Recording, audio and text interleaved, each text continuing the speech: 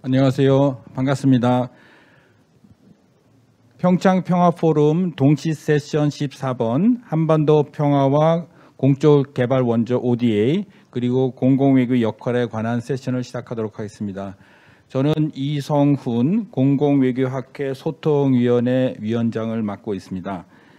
오늘 세션은 한 100분 정도 진행이 되는데요. 3분의 인사 말씀, 그리고 3분의 발표, 3분의 토론 이렇게 333 이렇게 구성이 되어 있습니다. 주제를 이미 보시면 알겠지만은 크게 이제 3가지 한반도 평화와 공적 개발 원조와 공공외교. 그래서 발표도 이렇게 3개고요. 그리고 이번에는 3단체가 공동으로 조직을 하게 됐습니다. 그래서 공공외교 학회하고 그다음에 국제개발협력 그리고 KCOC라고 보통 이제 영어로 많이 저희가 하는데 국제개발협력 민간협의회 그리고 한국의 평화활동학회 이렇게 4개가 같이 이렇게 준비를 하게 됐습니다. 이번이 평창평화포럼 3번째 세션인데요. 그동안 이 주제에 대해서는 여러 군데에서 다뤄왔습니다. 그렇지만은 제가 생각하기에는 이게 처음으로 이 3가지를 연결해서 그러니까 평화와 ODA와 공공외교를 연결해서 하는 나름대로 굉장히 큰 의미를 지닌 행사라고 생각을 하고요. 이걸 계기로 그동안 따로따로 논의했던 거를 좀 모아서 시너지를 만드는 그런 계기가 됐으면 좋겠습니다. 2018년 평창올림픽 이후 2019년에 평창포럼이 처음으로 열렸고요. 올해가 3번째 되는데 오늘 이번에 나오는 이런 이야기들을 잘 정리를 해서 이번에는 이제 한국어로 국내에서 이 세션으로 조직을 하지만은 내년에는 이 논의를 국제적으로 좀 발전시켰으면 하는 그런 바람도 갖고 있습니다. 자, 그러면은 그 일정대로 한 분씩 저희가 모시고 인사말을 듣도록 하겠습니다. 제일 먼저 작년에 만들어졌습니다. 굉장히 신생 학회인데 한국공공외교학회 조기숙 회장님 인사 말씀 청해 듣도록 하겠습니다. 회장님.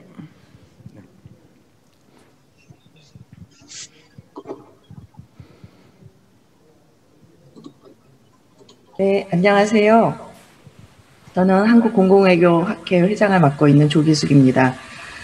코이카를 비롯해서 여러 단체와 공동으로 한반도 평화, 공적 개발 원조와 공공외교의 역할에 대해 공동 세션을 개최하게 된 것을 매우 기쁘게 생각합니다. 저는 2018년 동계올림픽 개막식에서 남북팀이 함께 입장했던 가슴 벅찬 그 순간을 지금도 잊을 수가 없습니다. 동계올림픽, 평창올림픽 하면 인면조와 1218개의 드론으로 만들어낸 올림픽 오륜기가 가장 먼저 떠오르는데요. 사실 평창올림픽의 가장 큰 성과는 남북 단일팀의 등장으로 우리 국민의 평화에 대한 염원과 상생의 메시지를 전 세계에 전달한 것이라고 생각합니다. 그 평화의 정신을 이어가기 위해 평창 평화포럼이 만들어졌고 올해 우리 학회가 그 일원으로 참여하게 된 것을 매우 기쁘게 생각합니다. 사실 평창올림픽은 역대 최근에 개최된 여러 올림픽 중에서 경제적 측면에서 뿐만 아니라 성과에 있어서 가장 성공적인 올림픽으로 평가받고 있습니다. 특히 한국의 이미지, 특히 남북 평화와 교류에 대한 의지를 세계에 알리는 계기가 되었다고 생각하는데요. 최근 남북 상태가 교착되고 정체기를 맞고 있지만 평화를 향한 우리 국민의 그 의지는 멈출 수가 없다고 생각을 합니다. 평화는 남북 화해와 공존에서부터 시작하지만 진정한 평화는 어려운 이웃과 함께 나누고 봉사할 때 얻어질 수 있다고 생각합니다. 그동안 공적 외교가 우리의 외교적 목표나 경제적 이익을 달성하는 수단으로 이용된다는 우려가 일각에서 있기도 했습니다. 저는 공적 원조가 수요국의 진정한 개발을 목표로 할 때 비로소 우리의 공공외교도 성공할 수 있다고 생각을 합니다. 그런 점에서 공공외교와 ODA는 동일한 목표를 추구해야 하고 그 접점에 대한 심도 있는 연구가 필요하다고 생각을 해왔는데 오늘 이 자리가 바로 그러한 공동의 목표와 합의점을 찾는 자리라는 점에서 의미가 있다고 생각합니다. 이 자리를 마련하느라고 애써주신 이성훈 소통위원장님을 비롯해서 여러분들께 깊은 감사의 말씀을 드리며 오늘 풍성한 논의와 토론의 장인을 기대하겠습니다. 감사합니다. 감사합니다. 조기숙 회장님. 다음은 이어서 국제개발협력학회 카이덱이라고 보통 영어로 하는데 김성규 회장님 청해서 인사말 듣도록 하겠습니다. 네, 안녕하십니까. 국제개발협력학회 회장을 맡고 있는 김성규라고 합니다. 우선 한반도 평화와 공적 개발 원조 그리고 이제 공공외교의 역할 이렇게 의미 있는 세션에 출석하게 돼서 감사드리고요. 오늘 토론은 뭐 여러 가지 의미에서 의미가 있다고 생각합니다. 특히 이제 공공외교라고 하는 부분들이 저희들이 굉장히 접하기 쉬운 단어이긴 하지만 그간 공공외교에 대한 어떤 접근 방식과 개념적 합의가 좀 부진하지 않았나 그런 생각도 듭니다. 그래서 총체적으로 이제 굉장히 다양한 개념 정의와 접근 방식이 있는데 이제는 좀 그런 어떤 좀 접근 방식과 개념에 대한 합의들이 이제 우리가 필요하다 그런 생각을 좀 하고 있습니다. 예를 들면 이제 저희들이 국격제고라고 하는 막연한 이제 단어들을 좀 많이 써왔는데 이거보다는 보다 현실적이고 그리고 포용적인 어떤 개념과 플랜이 이제 향후 필요하다 그렇게 느끼고 있습니다. 예를 들어 뭐 한반도 평화와 통일 비전에 대한 어떤 이제 국제사회의 지지를 확보하는 데 있어서 공공외교가 중요한 역할을 할 수 있다 이렇게 생각을 하고 이에 맞게 저희도 브랜딩하는 것이 필요하다고 생각합니다.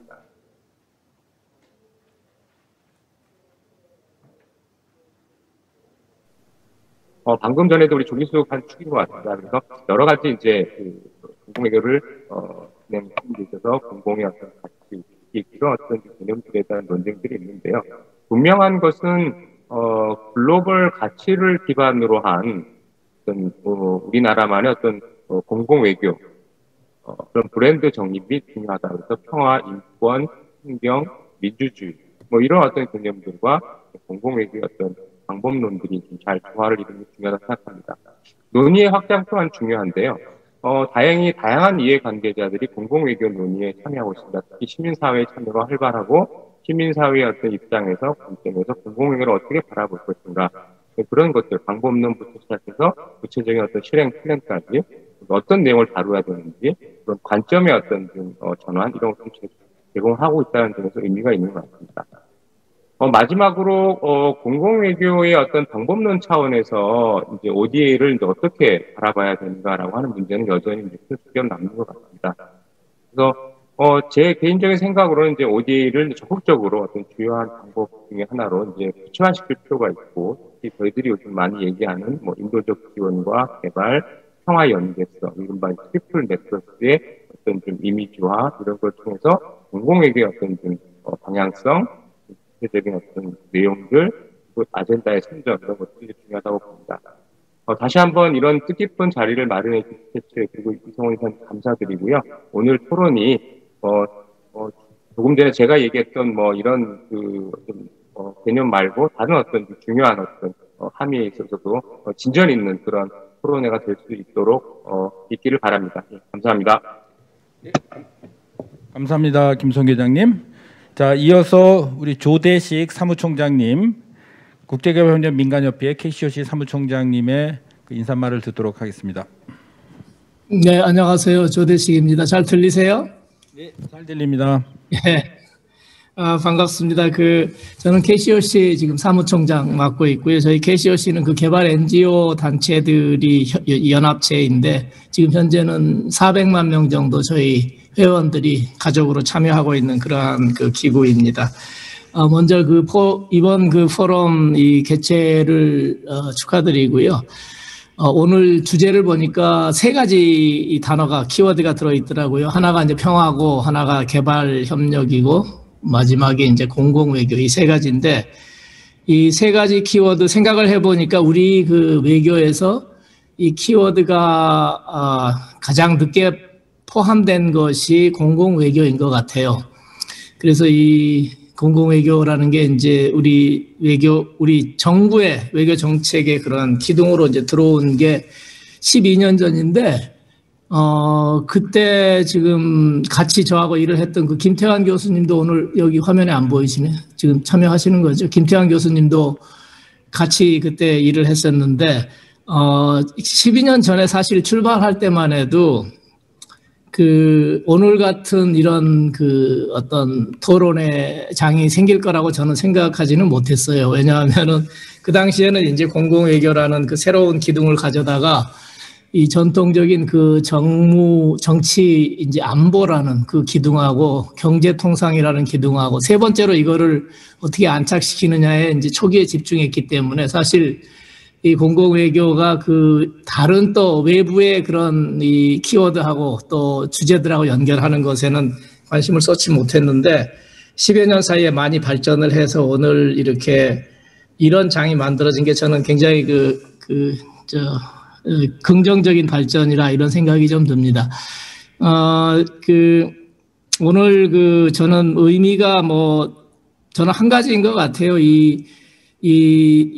지금까지 따로따로 이렇게 저희가 이제 논의하던 이 세 가지 키워드가 함께 연결이 돼서 논의하는 게 이제 처음인 것 같아요. 그래서 오늘 저는 최초의 이 트리플 넥서스의 날이 아닌가 그런 생각이 듭니다. 그래서 이런 굉장히 그 의미 있는 그 연결을 만들어 주시는데 이제 중추적으로 또 이성훈 이사님이 역할을 해주셨고 또 오늘 우리 지금 두 개 학회 회장님들 이 조 교수님이랑 김도 교수님 두 학회를 이끌고 계시는데 또 같이 참여를 해주시고 또 홍 교수님은 지금 그 토론자로 주제 발표는 안 하시는데 토론자로 또 와주셨는데 지금 또 새롭게 그 개발하고 또 평화 이 PKO 쪽에 넥서스를 만들어내고 계시거든요.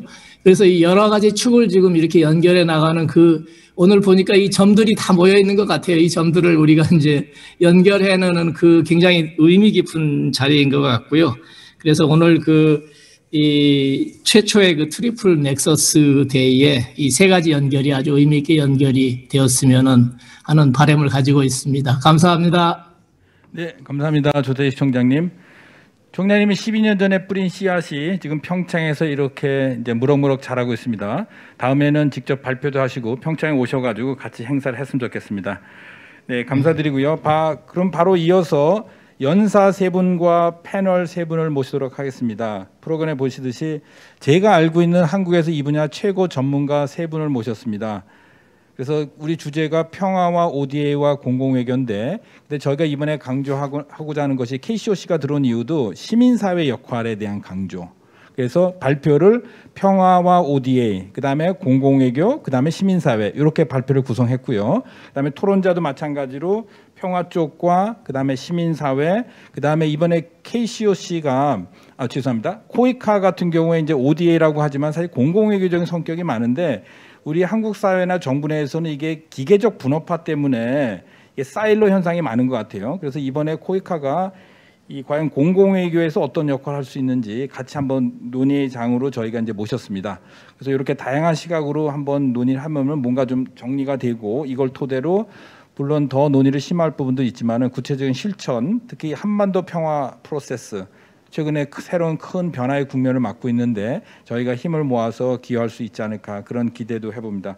자, 그러면은 발표는 15분이고요. 토론은 10분 내로 하고 그래서 마지막에 저희가 질의응답 받는 시간을 하고 그리고 여기 계신 모든 분들이 질의응답에 한번 참여할 수 있는 그런 기회도 가졌으면 좋겠습니다. 자, 그럼 바로 이어서 김태환 교수님으로 가겠습니다. 김태환 교수 15분 정확히 지켜주실 거죠? 부탁드립니다. 양이 굉장히 많습니다. 그렇지만은 핵심을 잘 집어주시라고 생각을 하시고 기대해 보겠습니다. 네, 화면 공유하겠습니다. 네, 보입니다.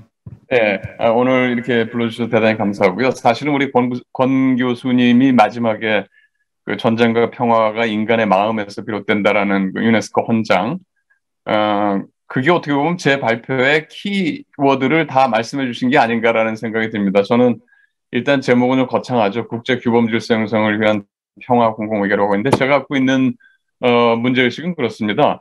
일단은 가장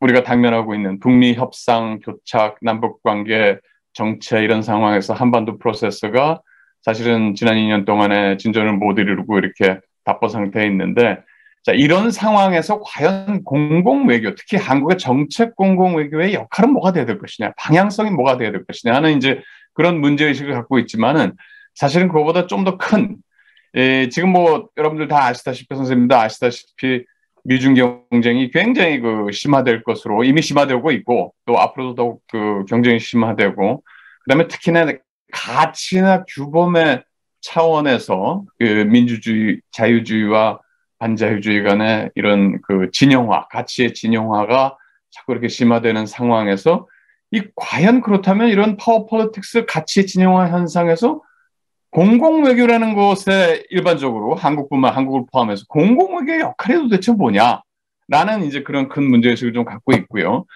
일단 먼저 저는 공공외교에 대해서 이게 두 가지 시각을 좀 간단하게 좀 말씀을 드리고 싶어요. 하나는 이게 첫 번째는 이제 저는 이걸 instrumental approach, 수단적인 접근, 자국 중심적인. 그러니까 결국은 이게 어떻게 보면 공공외교에 대해서 굉장히 널리 퍼져 있는 그런 접근 시각인데요. 그러니까 공공외교 외국민을 대상으로 해서 매력 자산을 사용해서 자국을 알리고 또 그들에게 영향력을 행사하고 인게이지를 함으로써 결국은 우리 국가의 유리한 외교 정책을 유도하고 또 나아가서는 국제사회에서 우리 국가의 평판이나 이미지를 높이는 활동이다. 라는 이런 궁극적으로 결국은 국가 이익이나 외교 정책 목적의 툴로서 서브한다는 의미에서 이제 저는 수단적 접근이라는 것이고요. 그러나 제가 여기서 좀 제가 취하고 있는 또 한 가지 시각은 저는 이걸 이제 아이덴티티 어프로치, 정체성 접근이라는 건데 공공외교는 결국 소통을 통해서 어떤 국가나 민족의 정체성 또는 정체성을 구성하는 요소들을 소통을 통해서 그런 요소들에 대한 recognition, 인정을 추구하는 활동이다. 그걸 저는 공공외교라고 봤을 때 이게 이 수단적 접근하고 좀 다른 점은 그냥 자기의 정체성에 대해서 셀프 이미지, 자기가 주장하는 거를 무조건 투사하거나 주창하는 게 아니라 사회적인 상대방하고 상호작용을 거쳐서 결국 상대방하고 공유하는 의미, shared meaning이나 shared understanding을 도출해내는, 생성해내는 이제 그런 과정을 거친다는 거.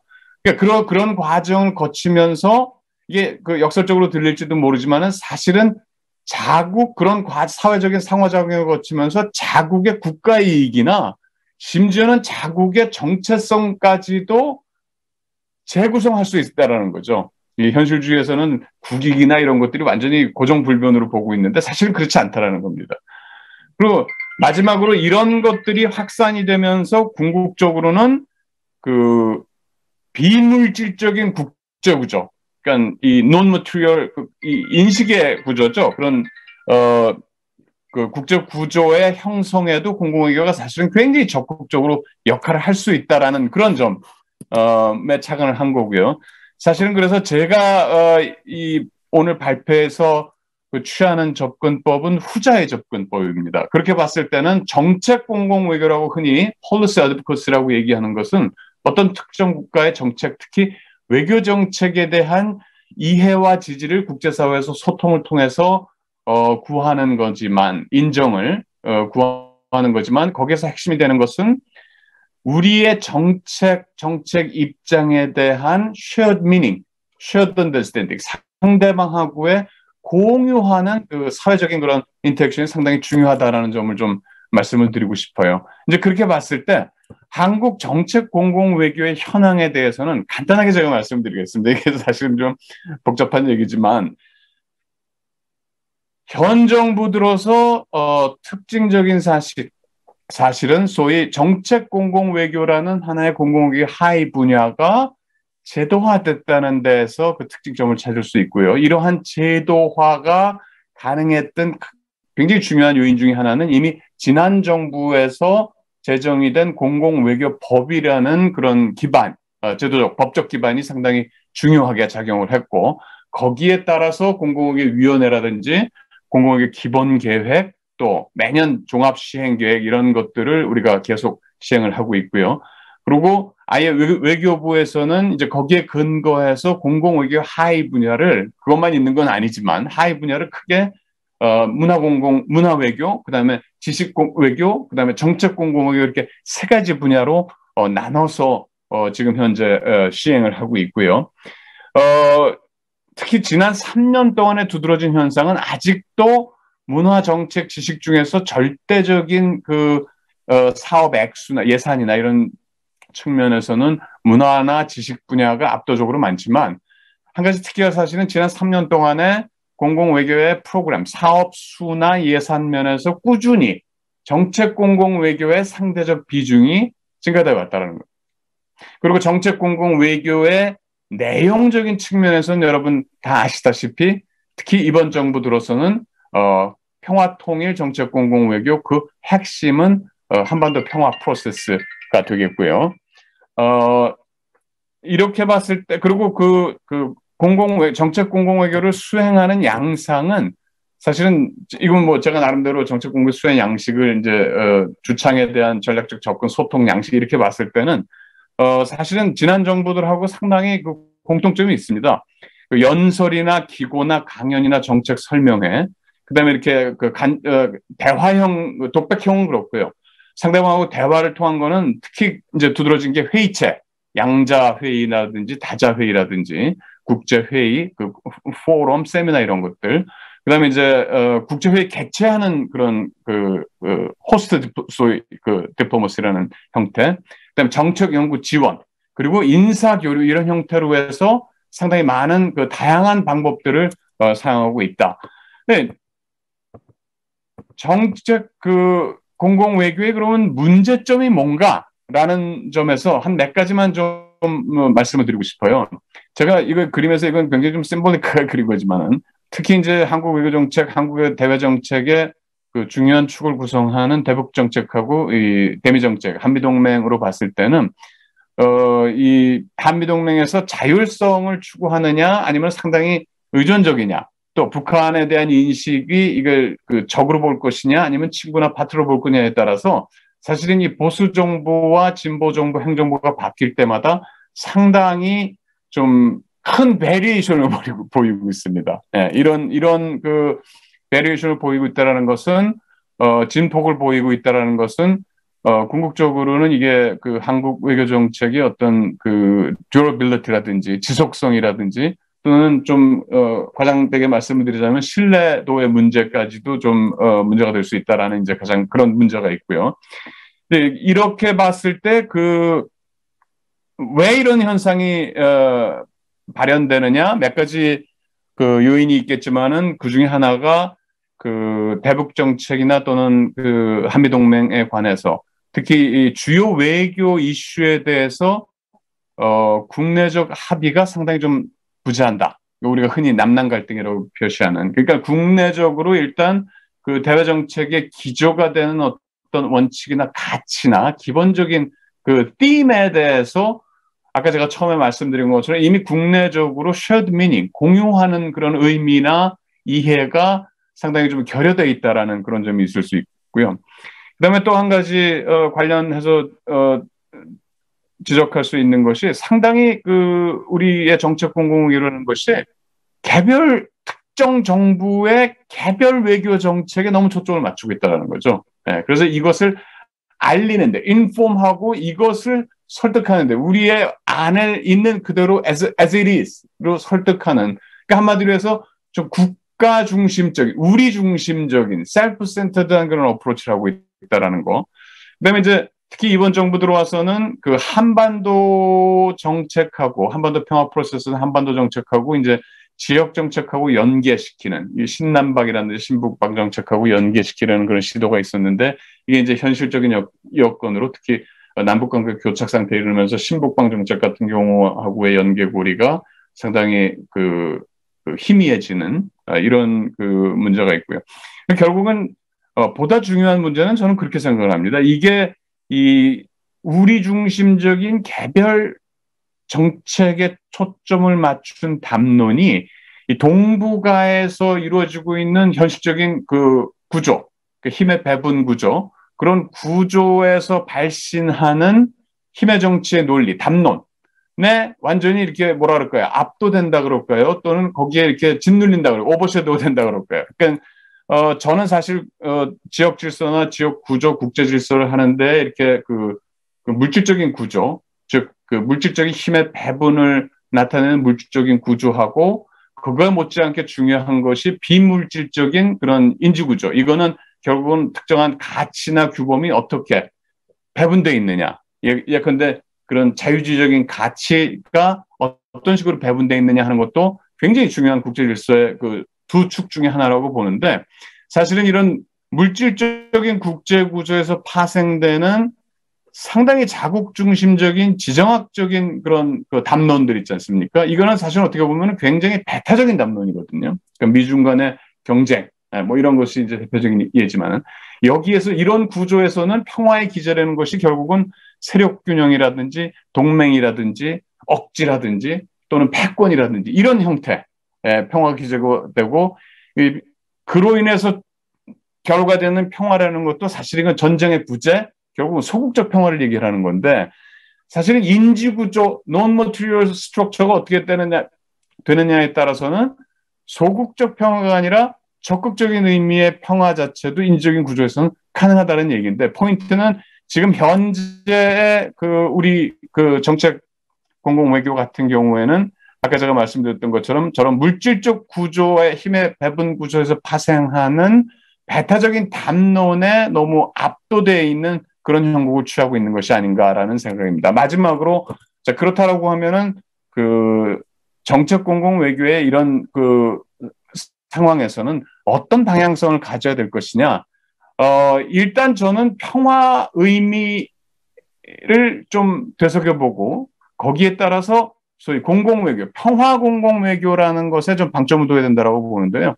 제가 여기서 말씀드리는 평화라는 것은 세 가지 의미를 갖고 있습니다. 하나는 물론 적극적 평화를 얘기를 하는 거죠. 단순히 그 폭력의 부재, 전쟁의 부재를 얘기하는 소극적 평화가 아니라, 하나는 평화라는 것이 결국은 사회적 구성물로 평화라는 거죠. 아까 말씀드린 이 사회적 구성물이라는 것은 그 사회적인 상호작용을 거쳐서 적극적 평화, 소극적 평화가 아닌 적극적 평화에 대한 공유된 의미를 생성을 해내고 그것을 확산시키고 내재화시키는 그런 의미에서의 평화. 그 다음에 국가를 비롯한 행위자들의 행위를 규제하고 그 행위자들의 정체성을 구성하고 또한 행위자들의 행위를 평가하는 기준으로서, 즉 그러한 규범으로서의 평화라는, 마지막으로 실천으로서의 평화. 이게 관념적인 얘기가 아니라 실천으로서의 평화라는 그런 세 가지의 평화에 대한 그 의미를 좀 다잡을 필요가 있다. 따라서 이렇게 봤을 때 평화 공공 외교라는 것은 일종의 normative public diplomacy, 규범을 지향하는 공공 외교인데, 그중에서 특히 적극적 평화라는 가치와 규범을 반영하는 커다란 그 그랜드 팀으로, 여기에는 이제 아까 권 교수님께서 말씀하신 그 평화 ODA 같은 것도 굉장히 중요한 그 하나의 그 영역이 되겠죠. 그런 이 프로그램을 포함해서 이 담론 활동, 소통 활동을 통해서 결국은 평화와 적극적 평화와 안보에 대한 그 쉐어드 미닝을 확립하고 이를 이렇게 확산시키는, 규범적인 의미에서 규범으로서 확산시키는, 결국은 이게 제가 비전으로 우리가 삼아야 될 필요가 있다라는 것은 동북아 내에서의 이런 평화 안보 실천 공동체를 비전으로서 제시할 필요가 있지 않은가. 그 방향성으로 몇 가지를 생각할 것은, 첫 번째는 일단은 지금 아까 제가 처음에 가치에 진영하라는 말씀을 드렸지만, 자유주의와 뭐 민주주의 대 권위주의라든지 이런 식으로 말씀을 드렸지만, 이런 식으로 가치의 진영화가 되는 상황에서는 그 중도적인 가치, middle of the road value, 그러니까 그것이 이제 결국은 적극적 평화라든지 인간 안보라든지 또는 그 실천적인 그 에젠다의 형태로서의 SDG라는 것이 포함이 되겠습니다. 이제 그런 것들을 설정하는 것이 굉장히 중요하고, 그다음에 두 번째는 평화와 안보의 관계가 이게 단순히 그 안보를 통한 평화가 아니라, 힘을 통한 평화, 안보를 통한 평화가 아니라 평화를 통한 안보의 그런 전후관계가 형성이 되고, 이러한 쉐어드 미닝이 확립되는 것이 상당히 중요하다. 무엇보다 중요한 것은 이런 거에 대해서 국내적인 합의가 구축되는 게 상당히 중요하고, 그리고 여기에 근거해서 디스코스, 담론이나 나래티브를 만들어내는 것이 저는 상당히 중요하다고 봅니다.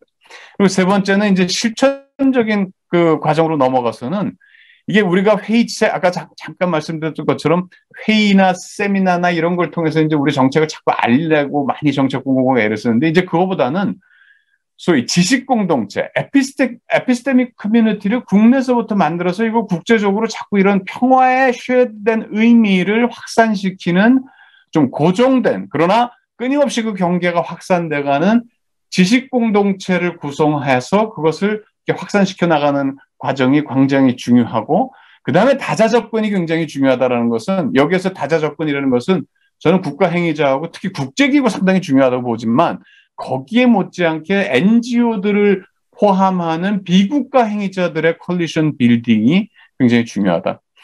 마지막으로 결국은 우리가 구체적인 그런 그 공공외교 프로그램을 만들 때 있어서 컬래버리티브, 그 다음에 멀티래터럴, 우리가 혼자서 공공외교 프로그램을 만드는 것이 아니라 우리 대상 국가들하고 그 상대방이 함께 이렇게 조인트 벤처 형식으로 협력해서 만들어내는 그런 적극적 평화 띠임에 기반한 공공외교 프로그램을 만들어내는 것이 상당히 중요하지 않을까 생각합니다. 이상으로 제 발표 마치겠습니다. 고맙습니다. 네, 감사합니다. 김태현 교수님. 와, 또 감동받았네요. 1분을 더 쓰셨는데 그거는 우리 권구순 교수님이 1분을 주셔가지고 된 거고요. 충분히 괜찮고요. 그다음에 이 많은 내용을 그렇게 이렇게 진짜 이해할 수 있게, 그러니까 보통 영어로 완완이라는데 완완 정도가 아니라 어떻게 보면 엄청난 한 학기 내용을 16분에 그냥 딱 정리를 해주셨습니다. 그리고 저희 지금 평창평화 포럼이 하는 의미에 대해서까지 전 들으면서 깜짝 놀랐어요. 아, 이렇게 설명하면 되겠구나. 저희 하는 것들. 그리고 최근에 알다시피 코이카에서 이런 담론, 소통의 중요성에 대해서 지난 3년 동안 많은 거 했거든요. 그 의미를 아주 정확히 집어주셔가지고 아주 굉장히 반갑고 깜짝 놀라면서 앞으로 좀 더 많은 논의와 어떤 이것도 굉장히 중요한 실천 작용인데 저희 한반도 평화 프로세스를 어떻게 국제사회에 소통할지에 대해서 많은 시사점을 주셔서 너무 감사드립니다. 자, 마지막에 그 실천을 얘기하셨는데 김태균 교수님은 지금 서울대 국계대원에 계시지만은 사실 오늘 발표는 KCOC의 위원회, 정책홍보위원회 그쪽을 대표해서 하십니다. 그래서 왜냐하면 솔직히 얘기해서 아직 시민사회가 공공외교 영역에 이게 메인으로 돼 있지는 않은 상태거든요. 그래서 KCOC에서 같이 활동하시면서 또 여러 가지 단체에 협력하시면서 과연 이런 것들을 어떻게 한국의 시민사회가 좀 잘 소화해서 해나갈 수 있는지 그동안 고민하는 것들을 보따리를 풀어놓는 그런 자리가 되겠습니다. 자, 15분 드리겠습니다. 같이 김태균 교수님.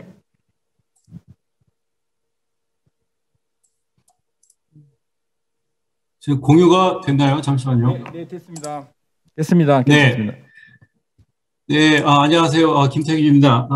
예, 오늘 말씀하신 대로 서울대 자격이 아니라 KCOC 자격으로 지금 발표가 됐고요. 그리고 두 분이 워낙 잘 발표를 해주셔서 제 내용은 많이 겹침에도 불구하고 시민사회의 초점을 맞춰서 발표를 해드릴 것이고요.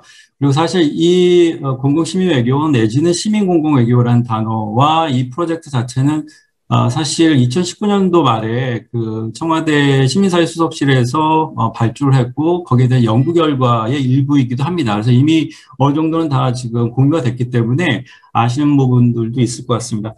15분대로 정리하도록 하겠습니다. 그리고 아까 마지막에 제가 늘 존경하고 제가 이 사이테이션 하는 우리 김태환 교수님께서 말씀하신 부분은 제가 듣기에는 정말 이분은 한국의 거의 유일한 그 컨스트럭티비스트가 아닌가, 구성주의자라는 것이 확 느껴졌고요.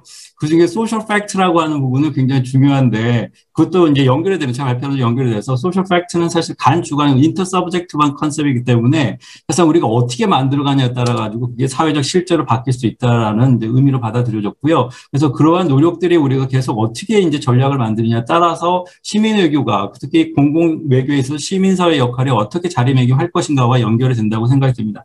그런 의미에서 간단하게 좀 설명을 드리자면 시민공공외교 내지 공공외교에서 시민사회 역할에 대한 왜 우리가 거기에 천착을 해야 되는 것인가 다양한 이제 의견들이 있습니다. 첫 번째는 지금까지 한국 공공외교에 대한 재평가인 것이죠. 실제로 제대로 돌아갔는가 그리고 공공외교를 통해 가지고 어떤 국익을 창출했는가 그게 소프트 파워 개념이든 어떤 개념이든 간에 특히 이제 시민사회 역할에 대해서도 이제 그 공공 외교에 관련된 법안에서 언급은 있습니다. 이제 국민외교라는 단어를 쓰고 있는데 굉장히 수동적인 개념으로 사용되고 있다는 것을 여러 군데에서 확인할 수가 있고요. 그래서 수동적인 국민외교를 넘어서 능동적인 어떤 그 국민외교 2.0 내지는 시민사회가 이게 동원이 되는 것이 아니라 시민사회가 적극적으로 뭔가 만들어갈 수 있는 그런 공간들을 열어주는 것이 앞으로 이제 우리의 숙제다라는 하나의 모티베이션이 있습니다. 그럼에도 불구하고 아직 구체적인 제도 장치가 없다는 것, 그리고 지금 최근에 뭐 지금 김태환 교수님 말씀하셨지만 뭐 동북아에 좀 돌아가는 거 아니면 국제정세에 돌아가는 다양한 이제 자국 중심주의, 지금 이제 바이든이 들어왔으니까 어떻게 될지는 좀 지켜봐야겠지만 특히 동아시아에서 마찬가지 현상이 벌어지기 때문에 더 이상 국가가 움직일 수 있는 부분들이 굉장히 한정적이 있다는 것이죠. 그래서 시민사회가 뭔가 이러한 데드락을 뚫어나갈 수 있는 그런 공간들을 만들 수 있는 하나의 주요한 주체가 될 수 있다. 특히 한반도 피스빌딩, 평화 프로세스 이런 데 있어서 어떤 역할을 할 수 있는가. 마지막으로는 정부와 시민사회가 조금 체계적이고 그리고 중장기적으로 갈 수 있는 그런 파트너십을 유지하는 것. 특히 개발협력에 있어서는 아시다시피 이제 파트너십이 구축이 됐는데 시민사회 국가와 관계, 정부와 관계에서. 근데 보다 더 확장된 어떤 공공외교를 목적으로 하는 그러한 체계도 필요하다는 말씀을 드리고 싶고요. 그래서 시민사회가 공공외에서 어떤 역할을 할 수 있는가, 과연 왜 필요한가, 다양하게 이제 정리를 가능한 것 같습니다. 전문성이 있다는 것, 그 굉장히 효율적으로 움직일 수 있다. 그리고 굉장히 혁신적이고 창의성을 우리가 담보할 수 있다는 것이 있고, 또 하나는 이제 SDG 얘기가 꼭 나와야 될 수밖에 없는데, 시민사회, 특히 멀티 스테이크홀더리즘이라고 하는 것 중에서 가장 중요한 파트너가 난스테이트 액터이고, 그 중에서도 시민사회 역할, CSO 역할이 굉장히 중요하다는 것, 그리고 국가가 제공하지 못하는 글로벌 공공재를 제공할 수 있다라는 약간의 보완제 내지는 대체제 역할을 이제 시민사회가 할 수 있다는 게 하나고요. 그다음에 뭐 이거는 권고선 교수님 이미 잘 발표를 해주셔서 뭐 개발, 평화, 인도주의 연계, 특히 트리플 넥서스라고 하는 HDB 넥서스에서 굉장히 시민사회 역할이 촉매제 역할을 할 수 있다. 다시 한번 제가 백업하겠습니다. 마지막으로는 정치 이념을 초월한 파트너 주체로서 시민사회의 가치가 굉장히 높아질 수 있다. 그러니까 좌도 아니고 우도 아니고, 그리고 좌나 우가 정부의 어떤 이념이 바뀐다 하더라도 시민사회는 계속 그 가운데에서 역할을 유지할 수 있지 않을까라는 얘기고요. 글로벌 트렌드를 보시면 뭐 하드 파워, 소프트 파워 다 아실 거고, 스마트 파워는 뭐 하드 파워, 소프트 파워 결합체이고, 그 다음 단계가 이제 시민사회, 특히 시민외교, 그 시민 공공 파워를 우리가 어떻게 이제 결합을 할 것이냐.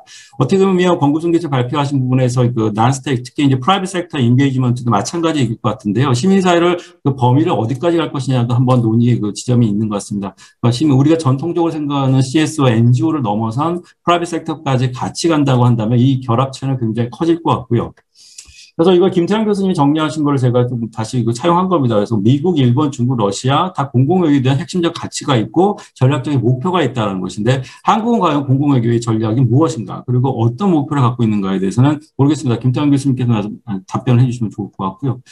그래서 이거 더 디테일하게 들어가면 각 주요 국가가 공공외교뿐만 아니라 시민사회 결합하는 여러 가지 노력들이 있어 왔다는 겁니다. 그래서 독일 같은 경우에는 문화외교라고 이제 정리를 하는데, 문화외교 내에서 이제 시민사회의 어떤 포지션이 굉장히 아직 굉장히 제도화되고 있다는 것이고, 일본은 이제 시민참여외교라는 단어를 쓰면서 다양한 이제 프로그램들을 지금 작동하고 있습니다. 스웨덴은 환경외교, 남아공 같은 경우는 남남 공공외교, 인도네시아는 다양성 외교, 터키는 중경외교. 다양한 어떤 그들만의 용어가 있고 그들만의 목표와 전략이 있고, 그 전략 안에 시민사회가 지금 들어와 있는데, 사실 조금 더 논의를 해봐야 될 것 같습니다. 시민사회가 자발적으로 참여하고 있는지, 아니면 정부 주도하에 이제 시민사회가 들어왔는지, 그 순서에 대해서는 조금 더 논의가 필요하지만, 중요한 포인트는 각 주요 국가가 시민사회를 공공위기의 가장 중요한 하나의 축으로 계속 활용하고 그리고 같이 논의하고 있다는 사실인 것 같습니다.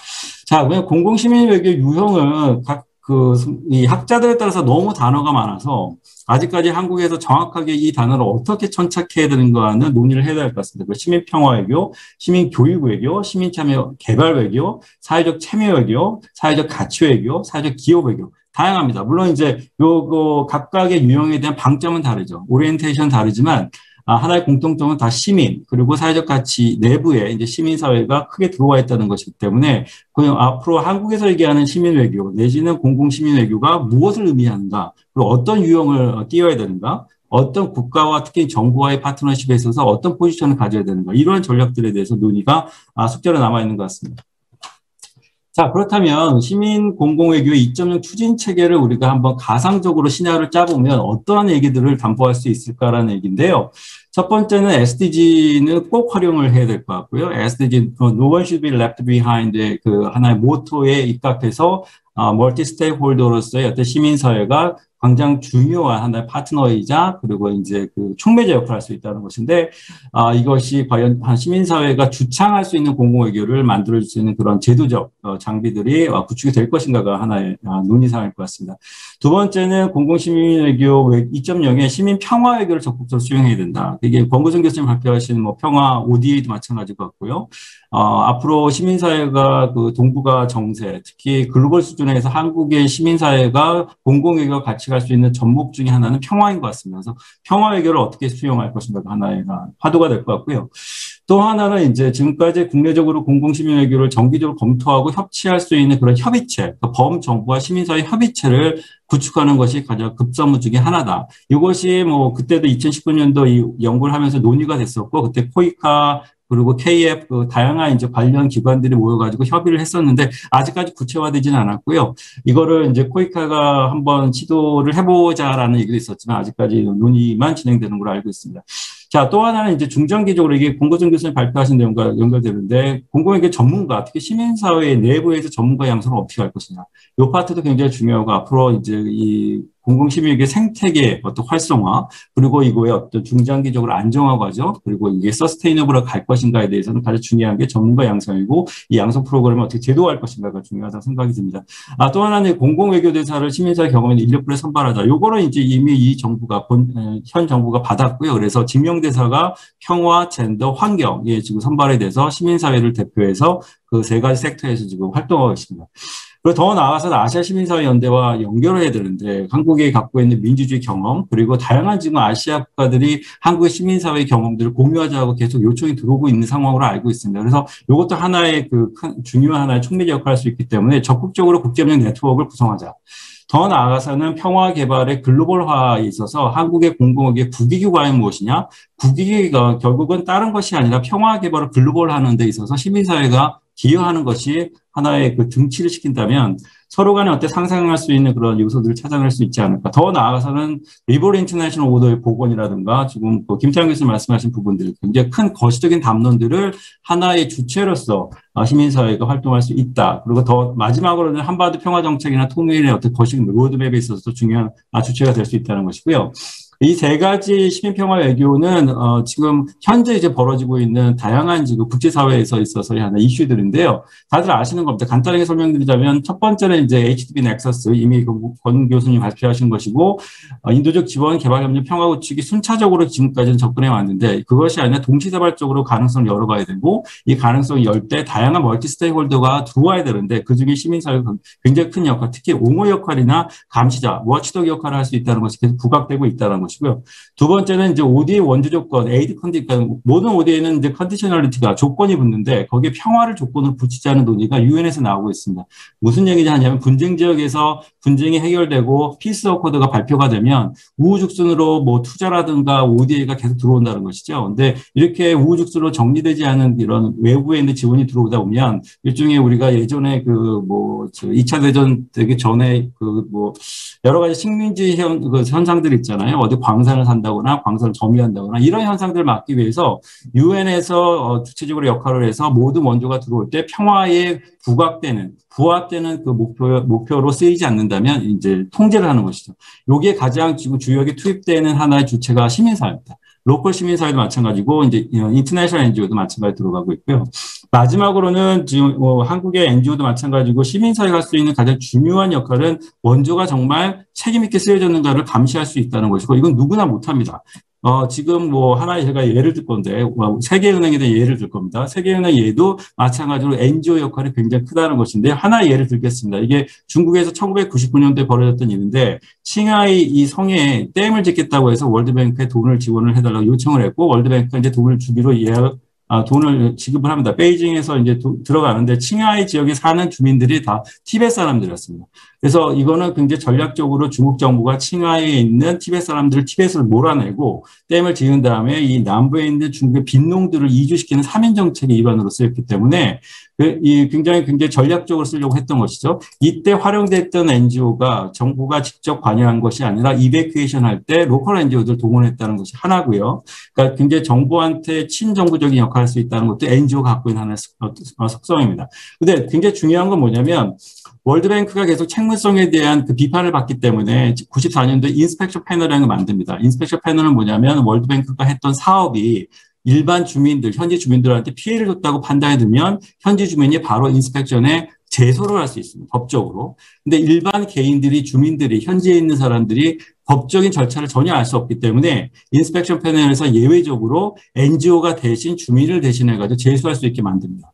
그래서 이 문제가 제소를 누가 하냐면 워싱턴 DC에 있는 인터내셔널 캠페인 포 티벳이라는 국제 NGO가 제소를 하게 되고요. 월드뱅크가 인스펙션을 동원을 해서 이 전체 사업에 대해 인스펙션을 합니다. 결국은 중국 정부가 세이프가드라고 하는 것을 위반을 했고 중국 정부에 대한 일종의 징계가 떨어지고 다양한 NGO가 없었으면 할 수 없는 그런 여러 가지 책무성에 대한 활동들이 이걸 통해서 입증이 돼서 그 이후로 인스펙션 패널에서는 적극적으로 시민사회가 제소하는 것을 지금 활성화하고 있습니다. 자, 마지막입니다. 그래서 한반도 시민평화 외교를 정리를 하자면 시민사회가 할 수 있는 다양한 영역들의 전문성이 있고 또 정부도 다양한 부처가 있습니다. 그래서 각각의 어떤 전문성을 서로 협의할 수 있는 공공시민 외교 협의체를 구축할 수 있다면 이것은 전체 국제사회에서는 공공재를 제공할 수 있는 특히 한반도에 있어서도 마찬가지고요. 또 아시아 지역 시민사회 연대를 통해서 결국 궁극적으로는 한반도 피스빌딩 내지는 평화 프로세스 그리고 마지막은 통일 단계까지 기여할 수 있는 굉장히 어떻게 보면 큰 흐름에서의 한반도 시민평화 외교를 그려볼 수 있다. 이거는 결국 SDG를 이행하는 것이고 리버럴 인터내셔널 모드를 복원하는데 도움이 될 수 있지 않을까라는 판단입니다. 그래서 제가 아까 이성원 사회자님께서 말씀하신 것에 대한 답은 아니고요. 전반적으로 한반도 특히 한국에서의 어떤 시민 외교, 특히 공공외교와 부합되는 시민 활동들이 어떻게 문제가 돼 있고 그리고 어떤 제도화가 가능하고 앞으로는 어떤 방향성을 띠는 게 좋겠다라는 정도의 제안을 드리면서 마치도록 하겠습니다. 네, 이상입니다. 네, 감사합니다. 김태균 교수님. 우리 박수 한번 세 분한테 다 드릴까요? 자, 이렇게 그 분야의 내공을 오래 쌓으신 전문가의 그 발표를 듣는다라는 게 이런 거구나라는 세 분이 아주 모범을 잘 보이셨습니다. 앞에서 개념적인 거, 그다음에 담론적인 거, 그다음에 마지막에는 일종의 로드맵, 청사진, 체계까지 그동안 고민했던 것들을 쫙 이렇게 풀어놓으셨는데, 자, 이거를 계기로 우리가 큰 그림을 그려보겠는데, 자, 지금부터는 보다 이제 현장에서 비록 공공외교라는 말을 많이 쓰진 않았지만은 이미 이 분야에서 많은 사업과 코이카가 이제 집행기관이지 정책하는 건 아닌데 집행을 하고 그다음에 또 평화활동학회라고 국내는 많이 안 알려져 있는데 굉장히 구체적인 문제를 다루고 있고 그다음에 이제 여성평화 쪽에서 이미 하고 계시는데 과연 그런 쪽에서는 이걸 어떻게 보는지 한번 토론을 좀 들으면서 좀 더 빈틈을 좀 찾아보고 좀 더 깊이 이해하는 시간을 갖도록 하겠습니다. 먼저 홍규덕 교수님 평화활동학회 회장님이신데 학회도 간단히 좀 소개를 해주시고요. 토론에 부탁드립니다. 네, 감사합니다. 위원장님 잘 들리십니까? 예, 잘 들립니다. 네, 그러면 바로 시작하겠습니다. 오늘 초대해 주셔서 감사드립니다. 위원장님 말씀하셨듯이 워낙에 이 분야의 대가이신 분들이 정말 명쾌하게 설명을 해주셨기 때문에 아주 큰 도움이 됐습니다. 저희 학회는 정말 신설학회입니다. 작년 10월 15일 창설했으니까요. 이제 막 걸음마 단계입니다. 앞으로 잘 좀 부탁드리고요. 우리 학회가 만들어진 가장 근본적인 이유는 저희들이 군이라는 특성상 저희 군과 이 군대 또 국방 이쪽이 사실은 그동안 개발이나 인도 지원을 담당하는 분들과의 연계가 너무나 소홀했습니다. 그래서 그런 분야에서 저희들이 어떻게든 이 새로운 국가적 대계 또 세계 평화를 위한 일에 좀 더 가깝게 갈 수 있고 또 효율적으로 만드는데 큰 역할을 다할 수 있지 않을까 하는 생각에서 저희들이 작년에 창설을 했고요. 저희들이 지금 첫 번째 사업으로 하는 것들은 여러분 들으신 분도 있고 또 잘 모르시는 분도 계시겠습니다만 우리 세계 국제 유엔 수준에서 유엔 평화 유지 장관급 회의를 올 12월에 개최합니다. 원래 4월에 개최하기로 했다. 이 코로나 사태 때문에 12월로 연기했습니다만 12월 7일, 8일 날짜도 거의 지금 정해졌습니다. 그래서 153개 국가가 참가하는데 2017년에는 캐나다에서 주최를 했고 또 2020년에는 그 유엔에서 했고요. 또 저희가 올해 하게 되면 세 번째 이 행사를 진행하는데 저희로서는 아주 큰 기회라고 생각합니다.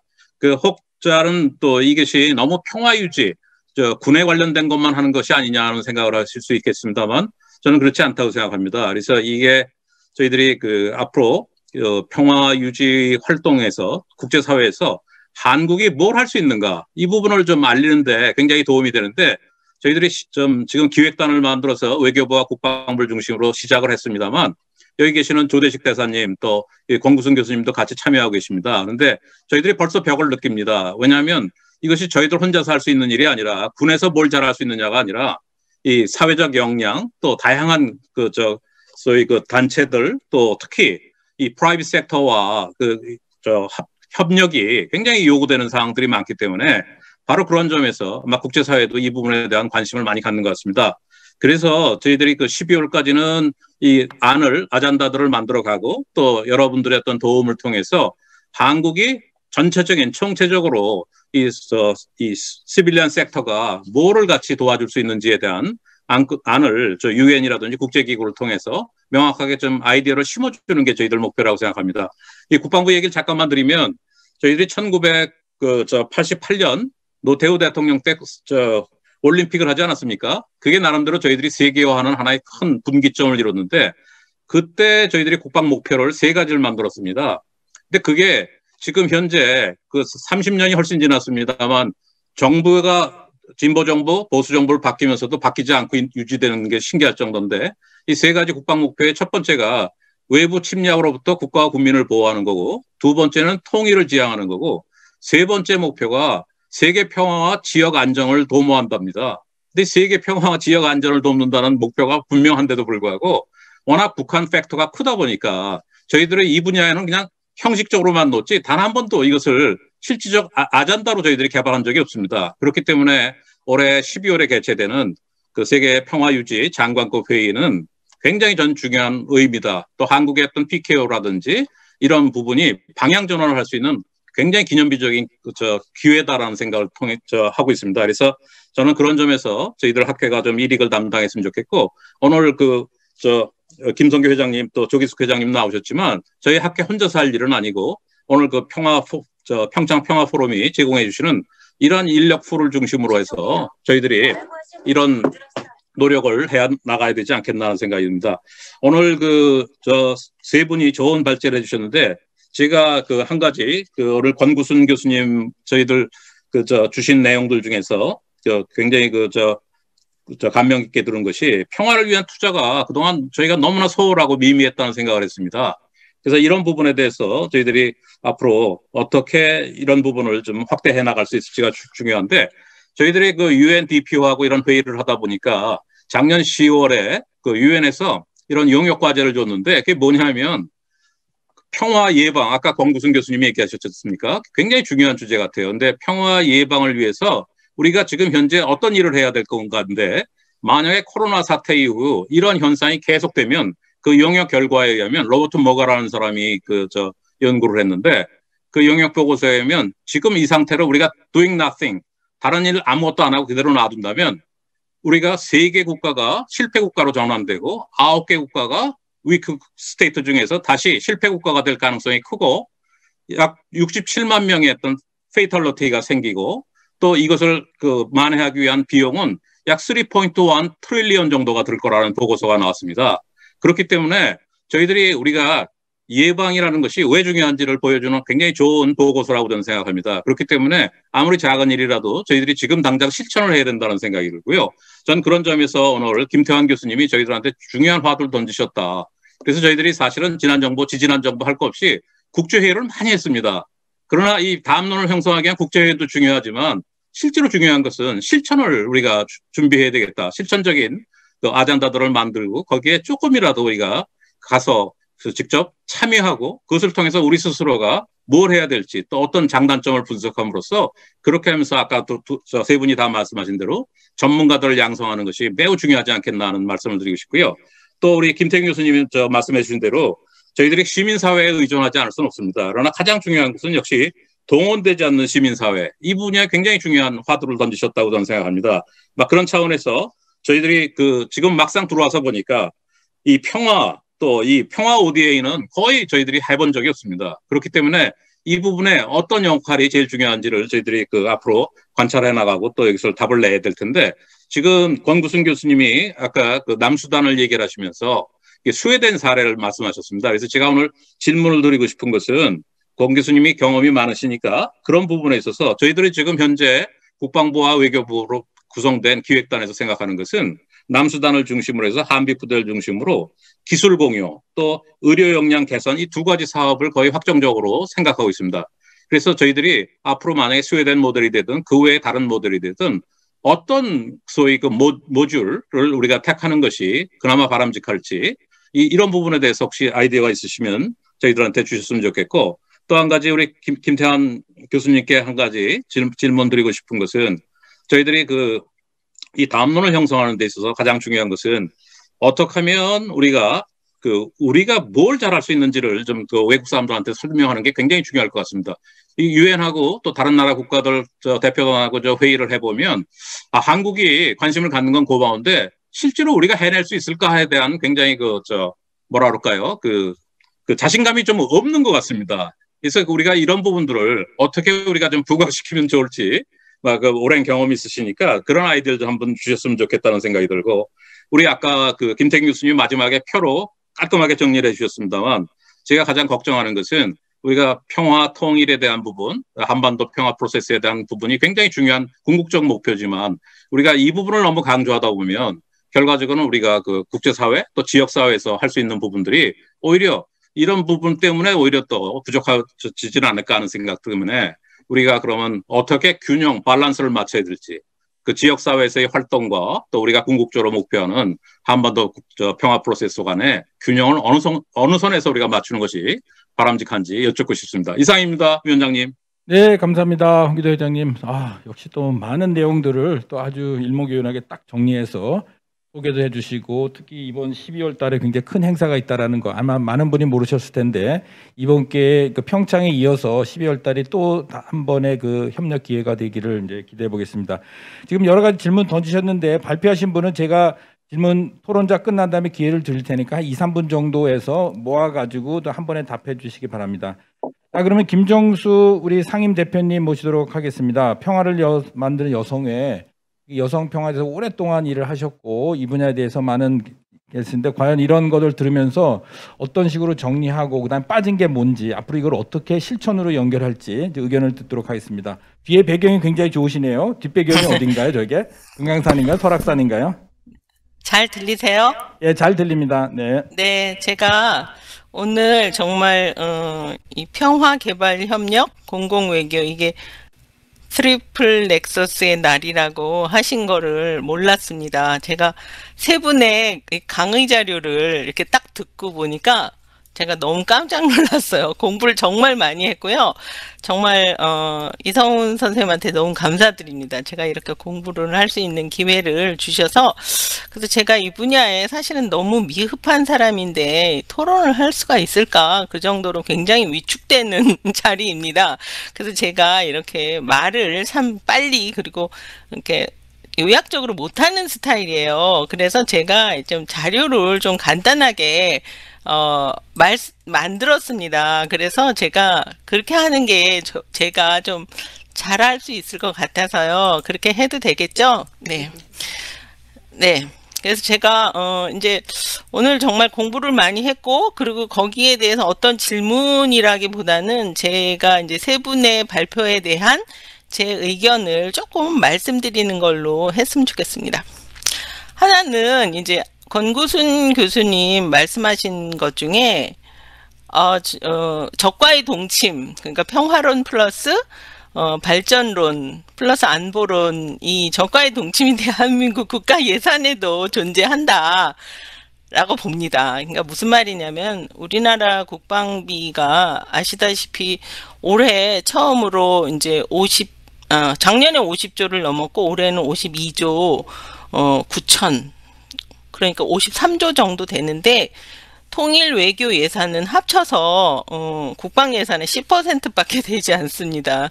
그래서 제가 이거를 항상 사람들이랑 얘기를 할 때마다 자괴감을 느낍니다. 그러니까 통일 외교 예산은 1% 정도밖에 되지 않는 거죠. 정부 예산에. 그런데 여성가족부 예산은 통일 외교 예산의 뭐 한 20%? 아니면 국방 예산의 2%? 이 정도 됩니다. 그런 적과의 동침이 분단국가 예산으로 아주 그대로 반영되어 있다라는 겁니다. 그래서 저는 이 부분에 대해서 항상 이야기를 하면서 어떻게 하면 우리가 진짜 분단 체제에서 유엔의 평화의제 전략을 좀 실효적으로 적용할 수 있을까, 이런 부분에 대해서 고민이 들었고요. 그래서 제 의견을 전달합니다. 네.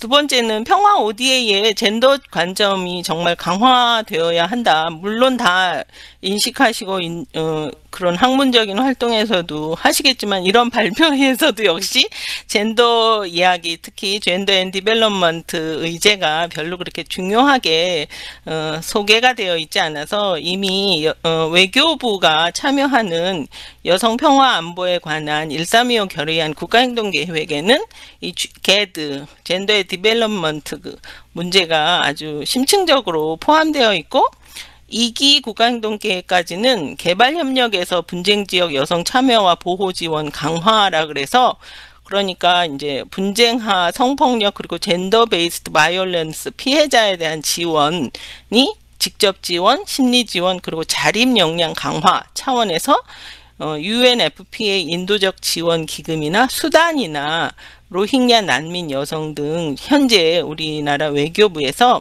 여성과 함께하는 평화 이니셔티브라는 그런 프로젝트 속에서 진행되고 있습니다. 여기 이성훈 선생님도 참여하고 계십니다.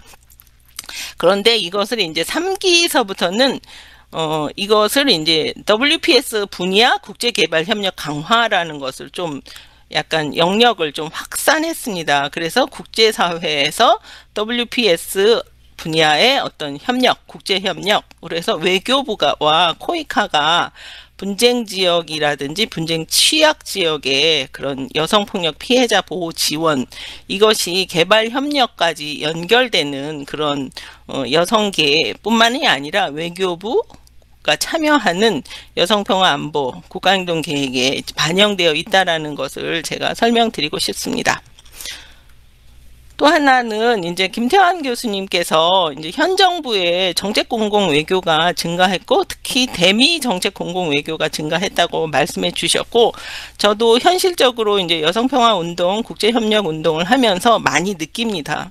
그래서 여성 시민사회의 평화 공공 외교 혹은 평화 공공 평화 협력 국제연대, 코리아 피스 나우 캠페인이라든지 한반도 종전 평화 캠페인이 굉장히 미국에서의 어떤 워싱턴의 어떤 정책 집단에 많은 영향을 끼치고 있습니다. 특히 하원 외교 결의안 152를 통해서 성과를 거두었는데, 이러한 시민평화 이니셔티브가 굉장히 증가하고 있고, 이것에 대한 청와대와 통일부가 이제 성과를 인정하기 시작했던 것이 요 몇 년 사이에 이런 어떤 변화인 것 같습니다.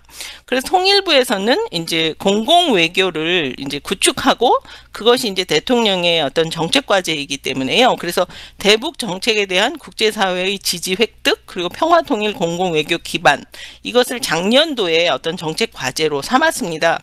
그래서 이제 시민사회도 많이 이제 참여를 하고 있는 과정입니다. 그런 것 중에 하나로 이제 작년에 한반도 평화 친선 대사를 임명했고, 또 평화 NGO로 구성된 평화 공공 외교 협의회에 대한 또 지원, 이런 것들이 있는데, 아직 거버넌스 차원이라기보다는 제가 보기에는 평화의 어떤 그런 성과, 시민 공공 여성평화 시민 외교의 성과를 좀 수용하는 건지 포섭하는 건지 활용하는 건지 파트너십으로 아직 전환되지 못한 그 단계다. 그래서 그 부분을 어떻게 좀 가버넌스 차원으로 가져갈 수 있을 것인가, 이런 거가 갑자기 질문이 들었습니다. 또 하나는 남북관계발전법이 개정됐는데 일명 대북전단금지법인데 이것으로 인해서 지금 한미가 충돌하고 있습니다. 그럴 때 민주주의, 인권, 동맹외교 등의 가치를 중시하는 바이든 행정부와 정부의 평화통일 공공외교가 어떻게 저화 혹은 공동의 이익을 추구할 수 있을까? 이것이 사실은 저희 여성평화국제협력을 하는 차원에서도 고민입니다. 그래서 그런 것에 대한 의견을 여쭙고 싶습니다. 마지막으로 북한이 이제 생존권과 발전권을 추구하고 있습니다. 북한의 국가 전략과 한반도 평화 공공외교 혹은 평화 ODA는 어떤 비전, 정책 전략을 통해 만날 수 있을까? 이것 역시 여성평화 운동을 하는 차원에서도 숙제입니다. 제 생각에는 북한에 대한 적대 정책이나 제재를 해제하는 것이 가장 중요하고, 그리고 S가 빠졌네요. SDG랑 UN과 그리고 DPRK가 지금 협력을 하고 있습니다.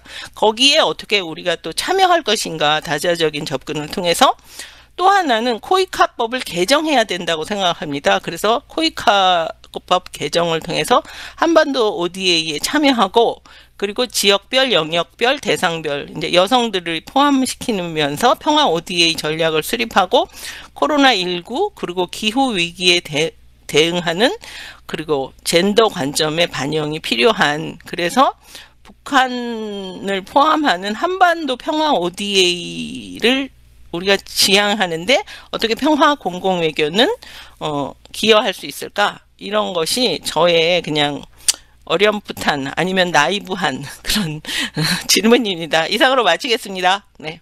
네, 감사합니다. 여성평화운동 분야에 몇십 년 동안 투신하셨던 내공이 드러나는 그런 토론이었다고 생각합니다. 이론에서는 이제 일반적으로 다뤘던 거를 좀 더 구체적으로 현실에 가지고 내려와서 우리가 짚어야 될 부분들, 특히 이제 젠더 관점 포함해서 이렇게 얘기를 해주셨고요.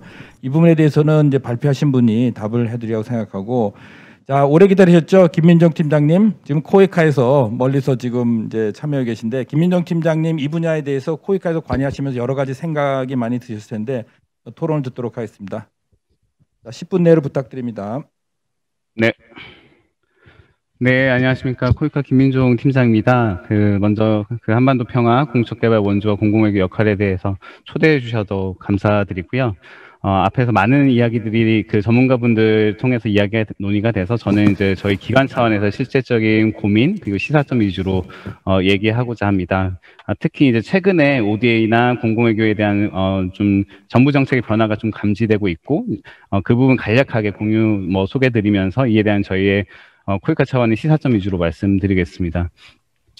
먼저 저희가 주목하는 세 가지 정부 정책 변화는요, 공공외교법이 제정되고 시행된 2018년 그리고 2019년도에 이렇게 정부 정책 변화가 감지되었습니다. 그래서 2018년도 공공외교 종합 시행계획에는 일부 부처나 지자체가 제출한 ODA, 투자 유치 그리고 경제협력 사업을 공공외교 사업의 예외로 명시한 바 있습니다. 근데 이제 2019년도에는 이를 삭제하고 문화부의 어떤 문화 분야 공적개발 원조가 채택되는 그런 변화가 있었습니다. 이는 관계부처 내에서 국제개발협력과 공공외교 정책과 집행에 대한 좀 고심의 흔적이라고 생각됩니다.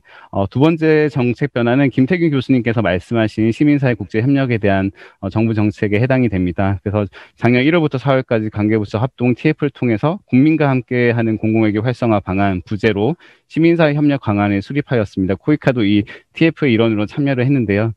외교부와 국조실 시민사회발전위원회에서 공식 정책 보고서로 채택되었습니다. 평화, 인권, 환경, 보건 등 보편적인 가치 추구 주주와 그리고 다 주체, 다 분야, 다 트랙이 동시에 진행되고 있는 상황에서 어떻게 하면 국제사회 소통 강화를 강화할 것이냐 이러한 질문에서 시작된 것으로 보입니다. 총 5대 분야 11대 이행 과제가 도출되었고 코이카도 5개 정도의 이행 과제 소관 기관으로 지정된 바 있습니다. 저희가 보는 관점은 국제개발과 국제교류를 아우르는 국제협력이라는 그러한 틀 내에서 시민사회 강점을 활용하고 KF나 재동포재단과의 협업 강화를 위한 기반이 조성되었다고 평가하고 있습니다. 그리고 세 번째 이제 정책 변화는 앞서서 또 그 권구순 교수님께서 설명해 주셨는데 우리 정부의 향후 5개년 5대 정책 방향을 제시하는 제3차 국제개발협력 종합 기본계획이 지난 1월 20일 날 국조실에서 의결되었습니다. 그래서 대외 환경으로 자국 중심주의가 확산되는 가운데 타 공여국의 포괄적 국익 추구 강화 경향 이러한 부분이 반영돼서 앞으로의 ODA 비전에 협력과 연대를 통한 글로벌 가치 및 상생의 국익 실현, 국익이 처음으로 등장하게 됐습니다. 그래서 공공외교하고 ODA 시너지가 강조된 국익이 ODA 정책에 전면적으로 등장한 이후에 이런 공공외교나 ODA 간의 시너지가 강조된 해외 선례들이 다수 존재하고 있고 향후 우리 정부가 국익에 대한 정의를 구체할 때 공공외교가 추구하는 가치가 고려될 가능성이 매우 높을 것으로 전망하고 있습니다. 특이할 점은 또 3차 기본계획에서 문화 ODA, 공공외교에 대한 언급이 처음으로 등장했던 부분입니다.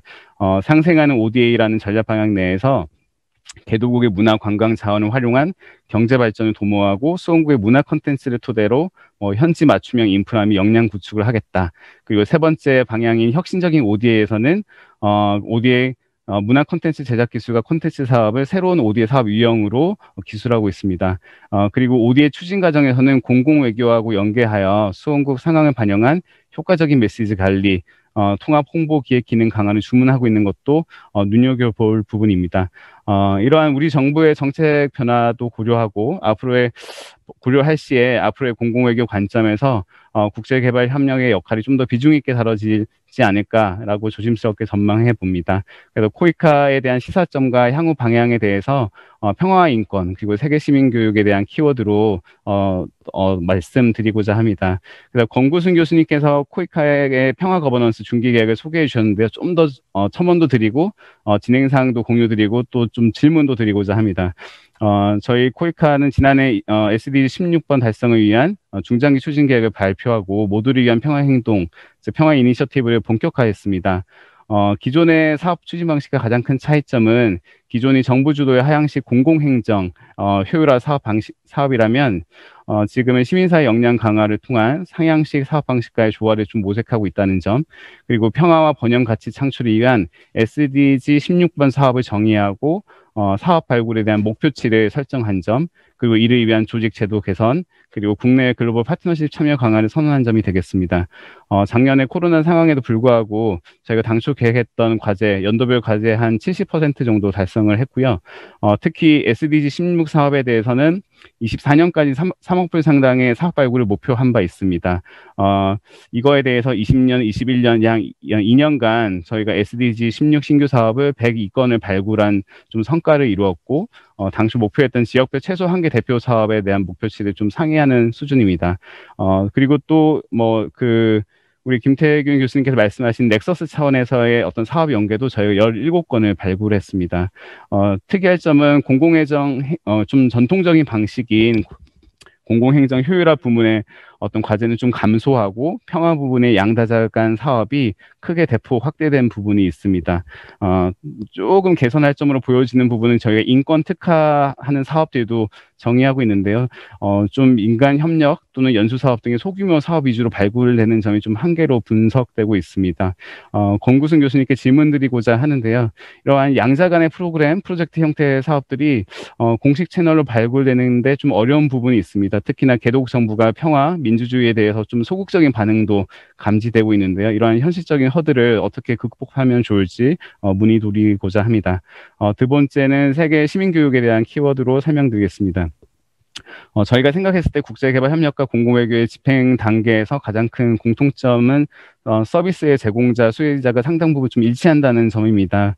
실제 코이카의 파트너인 대학, 시민사회 그리고 국민들은 국제개발협력과 국제교류를 동시에 수행하는 경우가 아주 많습니다.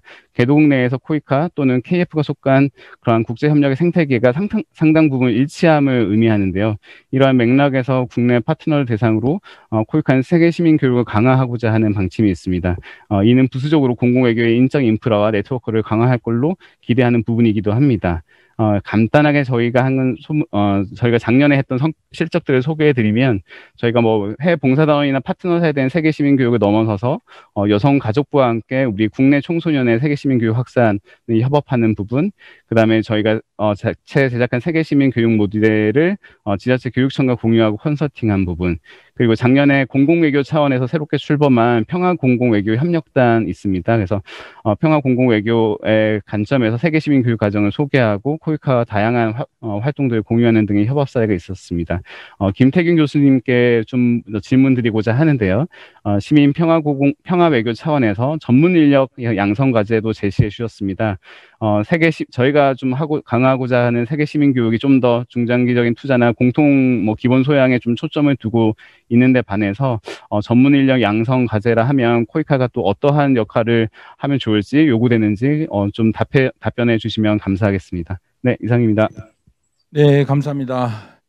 자, 코이카가 이렇게 다양한 일을 하고 있는 거 모르셨죠, 다들?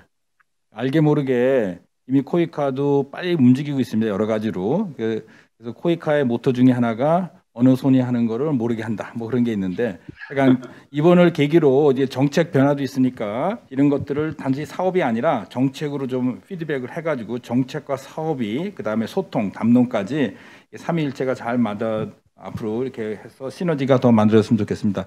자, 질문기에 답변을 드릴 텐데 2, 3분 정도로 요약을 해주시고요. 오늘 여기서 다 답하면 밤을 새야 됩니다. 저희 저녁도 먹어야 되고요. 그래서 요약만 해주시고 다음에 또 시즌2가 있으니까 그때 여기서 미진한 것들은 좀 더 하는 걸로 하고요. 제가 그 청중 질문 몇 개만 읽어드리도록 하겠습니다. 여기 여러 가지가 있는데 저희 세션과 관련된 게 첫 번째가 아주 단순한 건데 예산 얘기를 많이 하시니까 과연 공공외교 예산은 어느 정도가 되는지 그런 질문이 있었습니다. 간단하게 누가 답해 주시고요. 그다음에 남북 평화를 위해 지금 SDG를 많이 얘기하시는데 SDG를 어떻게 활용할 수 있는지, 어떤 분야 SDG가 남북 이 평화에 연결이 되고 도움이 되는지 그 두 가지를 얘기를 드리고요. 다른 것들은 저 일반적인 질문이기 때문에 시간상 이렇게 요약하도록 하겠습니다. 자, 그러면은 순서로 우리 권구순 교수님은 또 2, 3분이니까요. 또 앞에서 발표시 핵심만 딱 찍어서 그 답변 부탁드립니다.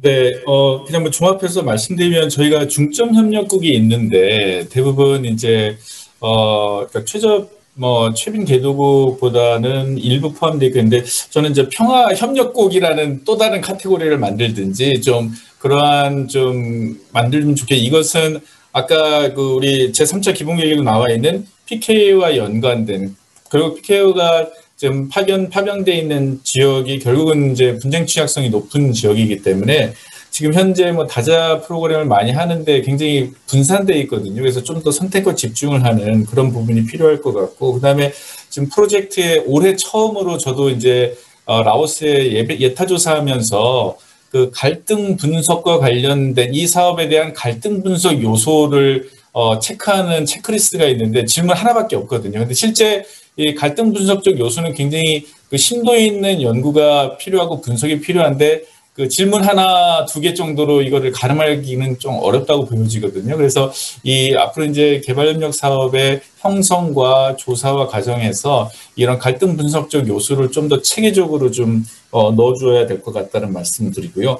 그리고 아까 우리 김 팀장님 말씀 관련해서 이 평화 구축과 관련된 통합적 접근이 필요하거든요. 거버넌스, 법치, 뭐 경제적 활성화, 뭐 치안 안정화까지 다 들어가는데 아까 말씀하신 그런 지역에서 어떻게 이 민감한 주제를 끌어내느냐라는 걸 했을 때 물론 현재 지역사회, 로컬 NGO를 하는 것도 좋은데 제가 직접 현장에서 이 로컬 거버넌스 프로그램을 보게 되면 이러한 통합적 접근, 거버넌스와 관련된 특히 이제 우리 코이카의 현재 공공행정이 굉장히 기능적인 부분에 좀 초점이 맞춰져 있는데 실제로 로컬 거버넌스, 지역 기반의 거버넌스로 들어가게 되면 거기에 있는 의회 의원들의 역량 강화라든지 거기에서 사회적인 대화를 이끌어내는 것, 뭐 평화 구축과 관련 대화를 하는 것, 그거와 더불어서 경제적 부분, 경제 안정화에 대한 부분 이런 것까지 통합적으로 들어가는 거기 때문에 어떤 거를 뭐 하나의 민주화라든지 이런 주제만 그 천착하기보다는 그 지역사회에서 실제 요구되는 다양한 것을 좀 통합적으로 접근하는 그런 접근이 좀 더 유효하지 않을까 싶습니다. 네, 이렇게 마치도록 하겠습니다. 네, 감사합니다. 임태환 교수님. 네, 좋은 질문들 좀 시간이 많으면은 많이 제가 배울 시간이 될 것 같은데 그렇지가 못해서 아쉽고요.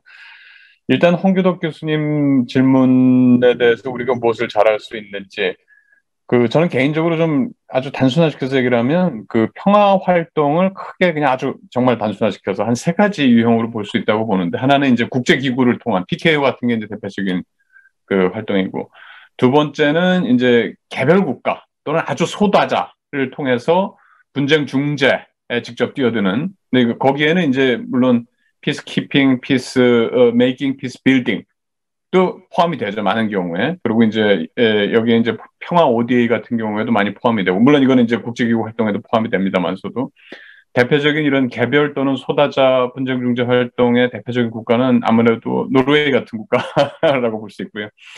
그 다음에 이제 세 번째 유형이 저는 규범 외교라고 생각을 합니다. 이건 뭐냐면은 그야말로 이 니쉬, 그 틈새 이슈를 잡아서 그 구체적인 어젠다를 설정해서 과거에 존재하지 않았거나 존재했다 하더라도 새로운 규범을 만들어내는, 여기 이제 아주 이런 거 잘하는 국가 중에 하나가 캐나다, 뭐 그 오타와 협정 같은 거 있지 않습니까? 이제 이런 형태로 크게 세 개로 나눠볼 수 있다라고 하면, 사실 우리가 두 번째는 조금 저희가 미약한 것 같아요. 개별적으로 우리가 분쟁 중재에 뛰어들어가고 이러는 거는 참 아직 좀 미개척 분야이고, 국제기구를 통한 활동은 PKO라든지 많이 참여하고 있지만, 어떻게 보면 우리가 이런 그 글로벌 다자기구를 통한 평화 활동이라든지 이런 쪽에는 좀 이렇게 말씀드려서 죄송합니다만 약간 좀 오버스트레치된 측면이 있다라고 생각합니다. 그러니까 너무나 제한된 자원을, 물적 인적 자원을 이렇게 여러 군데 글로벌 이슈에다가 여러 군데 이렇게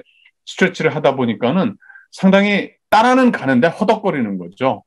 그런 문제가 있고, 그래서 제 개인적인 생각은 규범 외교 차원의 공공 외교, 그런 것이, 그러니까 니쉬 에어리어를 선택해서 구체적인 어젠다를 뽑아내가지고 거기에서 규범을 좀 발신하는, 이제 그런 게 상당히 중요한데, 여기에 굉장히 중요한 게 저는 일종의 아까 제가 잠깐 말씀드렸지만 동북아 지역에서의 그런 평화 공동체, 이거는 집단 동맹 체제라든지 집단 안보 체제하고는 좀 다른 얘기입니다. 이건 커그니티브한 리전을 얘기를 하는 거기 때문에, 이런 담론의 차원에서 얘기를 하는 거기 때문에, 그리고 여기에는 아까 말씀드렸던 그 지식 공동체, 그러니까 국제적인 지식 공동체, 그러니까 정책 결정자, 학자, 언론인 이런 분들이 참여하는 굉장히 지속적인 그런 지식 공동체가 중요하고, 이분들이 한편으로는 아까 이제 우리 김정수 대표님께서 말씀하신 것처럼 NGO 분들하고 굉장히 긴밀하게 협의를 할 필요가 있고요. 또 한 가지의 협력의 축은 저는 국제기구라고 봅니다. UN 같은 데다가 아예 그런 어젠다에 관해서 타스크포스를 만드는 거죠. 그게 암만 템포럴한 걸지라도 타스크포스를 만들어서 그 지식 공동체가 계속 인풋을 수년간에 걸쳐서 그런 어젠다를 개발할 수 있는 그런 구조를 가져가는 게 참 적절하지 않은가라는 생각이고, 그 구체적인 이슈에 대해서는 그럼 뭐가 돼야 될 것이냐? 저는 이게 좀 황당하게 들릴지 모르지만은 사실은 저희한테 중요한 거는 동북아 지역에 포커스를 맞추는 게 중요하고, 그러다 보니까는 이 한반도 비핵지대화라든지 또는 이 동북아 지대의 군비 통제, 군비 축소, 이런 쪽의 어젠다를 좀 설정해야 될 필요가 있지 않을까라는 그런 생각입니다. 김정수 대표님께서 잠깐 말씀하신 파트너십으로 공고화되지 못한 부분이, 제가 기회가 있을 때마다 주장을 합니다만서도 우리 공공외교에서 가장 지금 애를 써야 될, 노력을 해야 될 부분이, 저는 국내, 그다음에 국제 그런 NGO들하고의 콜리션 빌딩이 굉장히 중요하다라고 항상 저는 좀 주장을 하고 있고요. 그래서 그쪽은 좀 굉장히 중요한 숙제, 그러나 굉장히 아주 어전트한 그런 숙제라고 생각을 하고, 그다음에 이제 이 바이든의 민주연합 말씀하셨지 않습니까? 저는 개인적으로 트럼프 행정부 때보다 바이든 행정부에 들어와서 그런 민주주의 얼라이언스를 통한 그야말로 아주 가장 심각한 경쟁자인 중국에 대응한다는 그런 담론이나 태도가 사실은 한국을 트럼프 시대 때보다 더 어렵게 만들 여지가 저는 있다라고 생각을 해요. 그러니까 LIO라든지 민주주의라든지 너무나 저도 개인적으로 좋아하지만, 중국 같은 경우에는 그거를 완전히 내셔널 시큐리티에 대한 아주 심각한 위협으로 바라보고 있기 때문에, 일단 LIO나 민주주의나 휴먼 라이트 얘기가 입에서 나오는 순간에 이미 그건 중국 쪽에서는 적이 돼버리는 거예요. 예. 그러니까 이제 이렇게 되면은 대화가 단절이 돼버리기 때문에 저는 절대로 중국 편에 쓰자는 얘기는 그건 아닙니다. 이제 그렇기 때문에 더더욱 중요한 것이 사실은 middle of the road value, 중도적인 그런 그 가치를 내세우는 것이 진짜 중요한 게 아닌가.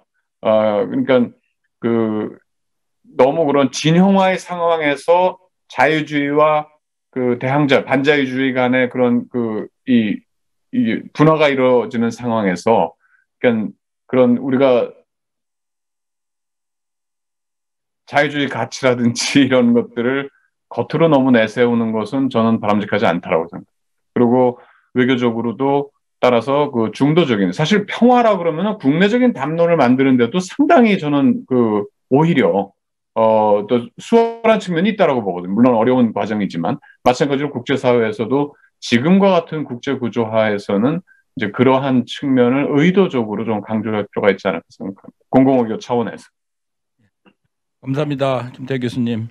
자, 마지막 그 민감한 문제에 대해 얘기해 주신데 그게 자연스럽게 진짜 공공외교 역할, 국가 단위에서 여러 가지 지금 예상되는 긴장과 갈등이 있는데 과연 공공외교가 이거를 줄여나가고 소통을 통해서 뭔가 중도의 길, 제3의 길을 만들어낼 수 있지. 자, 이 부분은 이제 김태희 교수님이 마무리를 해주셔야 될 것 같습니다. 특히 질문 중에 하나가 이게 두 가지 제안을 그동안은 국내에서 청년들을 국제기구 파견하는 얘기를 많이 하셨는데 발표문에 보니까 그다음에 코이카는 전통적으로 이제 빈곤 퇴치로 해가지고 월드 프렌즈를 했는데 제3의 그 방식으로 국제 NGO 파견을 얘기해 주시는데 그 질문이 있었거든요. 그것까지 포함해서 마무리 발언 부탁드립니다. 네, 지금 마무리를 다 할지는 모르겠는데요. 들리시죠? 이게 몇 가지 포인트를 가지고 정리하면 좋을 것 같은데 첫 번째는 제가 계속 의구심이 드는 거는 전체 오늘 발표 중에 평화 ODA 과연 무엇이냐. 한국에는 제가 보기엔 아직 평화 ODA에 대한 정의가 없거든요. 그래서 평화라는 거에 모든 게 다 포함된다면 사실상 평화 ODA는 없는 겁니다. 근데 지금 아까 말씀하신 거 뭐 경제협력, 뭐 여러 가지 뭐 선거제도, 거버넌스까지 다 포함되는 게 평화 ODA이냐? 그럼 그거를 측정을 어떻게 할 것이냐? 그러면 그것이 다계는 어떻게 보고할 것이냐? 그러니까 한국에서 얘기하는 평화 ODA가 무엇이냐? 요거에 대한 정의가 없으면 사실상 오늘 얘기한 것들이 다 어떻게 보면 그냥 담론 수준에서 끝날 수 있습니다. 아니면 한국의 전체적인 ODA 방향이 우린 평화 ODA이다. 이렇게 크게 나가도 되는 거죠. 그게 김태환 교수님 말씀하신 담론으로 발전된다면 그건 저는 어떻게 보면 대박입니다. 근데 그렇게 하기는 쉽지는 않을 것 같고요. 그래서 그게 뭐 PKO가 되든 아니면 다자원주를 주든 어떤 방식의 평화 ODA가 한국에서 얘기하는 평화 ODA인가 요거에 대한 논의는 좀 심도 있게 있지 않으면 사실상 계속 혼돈이 있을 것 같고요. 왜냐하면 그거랑 연결돼서 미국에서 한창 여태까지 하고 있는 민주주의 원조, 그 디모크래시 에이드라고 하는 것이 굉장히 지금 질타를 받고 있거든요. 민주주의 원조에 어떻게 너희가 미국이 제3세계 민주주의를 도와주냐. 니네가 민주주의에 제대로 되지 않고 있는데. 여러 가지 이제 백래시가 있는 거거든요. 그렇다면 한국에서 얘기하는 평화가 무엇이냐. 그리고 민주주의를 도와주겠다. 거버넌스를 도와주겠다 하는데 과연 우리가 얘기하는 민주주의가 뭐고 거버넌스가 뭐냐. 이 담론이 해결되지 않으면 사실 굉장히 정치적 백래시는 있을 수밖에 없는 상황입니다. 그게 이제 연결돼서 이제 아까도 홍기덕 교수님 말씀하신 그 보편성과 특수성의 문제인데요. 한국에서 얘기하는 특수성이 있고, 그 다음에 글로벌 규모에서 얘기하는 보편성이 있습니다. 어떻게 이걸 적절하게 배합하는 거는 뭐 지난해 계속 연구를 했던 것 중에 하나는 뭐냐면 결국 이제 교집합인 것 같아요. 그 보편성과 그 다음에 한국에서 얘기하는 특수성과 북한에서 얘기하는 특수성이 있습니다. 그 3자가 교차되는 교집합을 우리가 전략적으로 포인트를 잡아서 이거를 뭐 하나의 무기로 만들어야 되는 것이죠. 그 대표적인 저는 사례가 이제 SDG인 것 같아요. SDG 중에 이제 북한에서도 저 VNL이라고 해서 Voluntary National Review 4년마다 이제 SDG를 어떻게 국내에서 이행할 것인가 보고를 작년에 하려고 했는데 코로나 때문에 못하고 올해 합니다. 북한이. 북한도 열심히 준비를 하고 있는 상황이에요. 그러니까 북한에서 내세우는 여러 가지 탑 프라이어리티가 있습니다. 17개 목표 중에.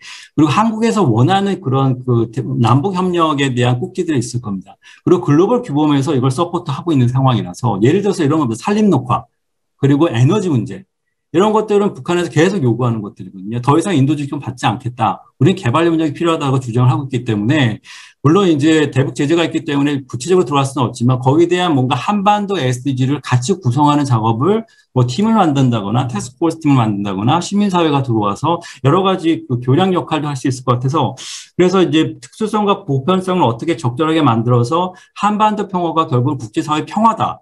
라고 등치시키는 그런 역할을 우리가 한다면 사실상 모든 스테이크홀더, 국제사회에서 이제 열심히 뛰고 있는 스테이크홀더들이 한반도 평화 중요하다라고 얘기를 할 수 있는 것이죠. 근데 그런 과정까지 가는 길은 굉장히 요원하겠지만 그럼에도 노력이 필요하다는 것이고 또 연결시켜서 말씀드리고 싶은 건 아까 김정수 대표님 말씀하신 뭐 GAD, Gender and Development는 그래서 제가 아까 발표 때 말씀 못 드렸지만 상당히 중요한 꼭지로 지금 시민사회에서 계속 거론도 하고 있고 어떻게 실천할 것인가 노력하고 있기 때문에 너무 실망을 안 하셔도 오늘 발표에 빠졌죠.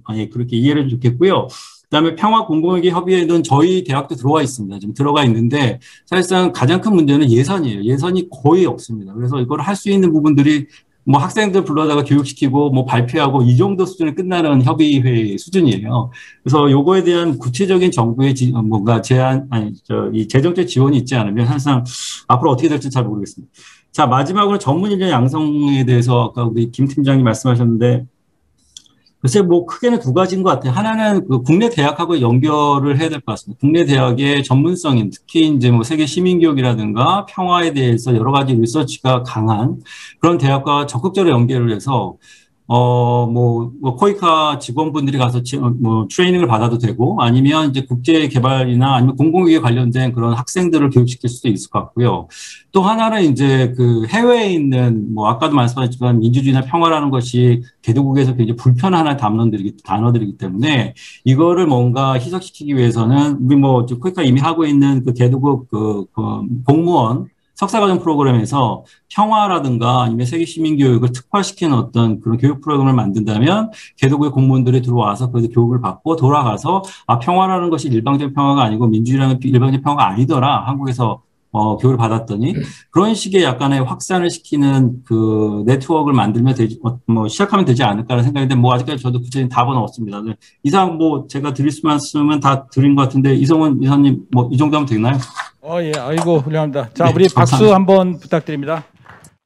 자, 제가 많은 토론을 참여하는데 오늘처럼 좋은 의미로 지식의 향연이라 할까요? 좋은 의미로.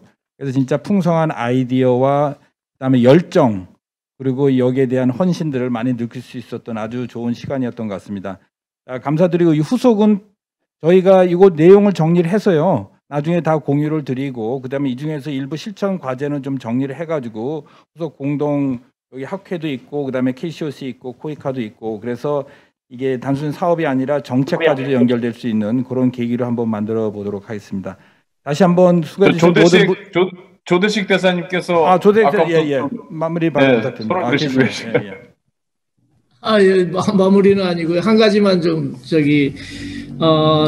말씀 주신 것 중에 조금 부연할 필요가 있는 것 같아서 한 가지만 좀 말씀을 드리면은 그 세 분 이제 우리 교수님들 발제하는 걸 들으면서 저는 반성하고 참여의 시간을 가졌습니다. 왜냐하면은 꼭 미국에서 옛날에 그 홍교덕 교수님 계시잖아요. 그때 같이 이제 그 석사 논문을 써놓고 그 이제 지도 교수님한테 심사 받는 거 있잖아요. 그때 이제 비평받는 느낌 같은 생각이 들었는데 왜 그런가 생각이 해봤더니 이제 이 개념을 12년 전에 도입을 할 때 공공외교라는 용어를 만들어낼 때 한 2년 동안 이제 작업을 해서 했는데 거기에서 그때 제대로 제가 못해가지고 이게 이런 게 나왔는데 아까 김태균 교수님이 이제 이 공공외교 10년을 평가해 보니까 그 시민사회 역할이 이 논의가 부족하다. 그러면서 이제 거기에 국민외교라는 수동적 개념에 매몰됐다 그랬는데 이걸 보면서 이게 그때 잘못했었구나. 이 국민외교는 가장 능동적인 개념이거든요. 왜냐하면 이 정부 액터들이 그러니까 국가 액터 정부만 하던 외교를 비정부 액터를 최초로 잡아놓은 거거든요. 거기에 이제 국민도 들어가고 시민도 들어가는 건데 그래서 어떻게 보면 국민을 잡아넣은 최초의 가장 능동적인 개념이죠. 이걸 국민을 이제 무대로 끌어들인. 그래서 이게 다만 이 능동적인 개념인데 문제는 이게 이제 이렇게 수동적으로 보이는 거는 이렇게 만들어 놨지만 이 개념이 활성화되거나 또는 이게 구체화되지 못했던 것 같아요. 그동안에. 그래서 앞으로 과제는 이제 그러한 것이 이제 문제가 되는 것 같고요. 그래서 그때 용어를 잘못 만들었다는 점에 대해서 제가 반성을 하고 한 가지 이제 참고로 말씀을 드리면은 이게 그때 이제 용어를 마지막에 놓고 이거를 여러 가지 용어를 놓고 검토를 했거든요. 이 문화 외교를 할 것인가. 그 당시 이제 지배적인 용어였으니까. 또는 여기 김태환 교수님 그때 같이 작업을 했잖아요. 공공 외교를 할 것인가 몇 가지가 있었는데 마지막으로 공공 외교를 한 이유는 뭐냐 하면은 이 행위자, 그러니까 이 주체 외교를 누가 하느냐라는 행위자를 할 때 공공 외교라는 행위자 이걸 해놓지 않으면은 국민 외교라는 얘기를 시민 외교, 국민 외교를 여기다 담을 수가 없는 거예요. 문화 외교라고 딱 해버리면은 수단이 너무 강조되니까.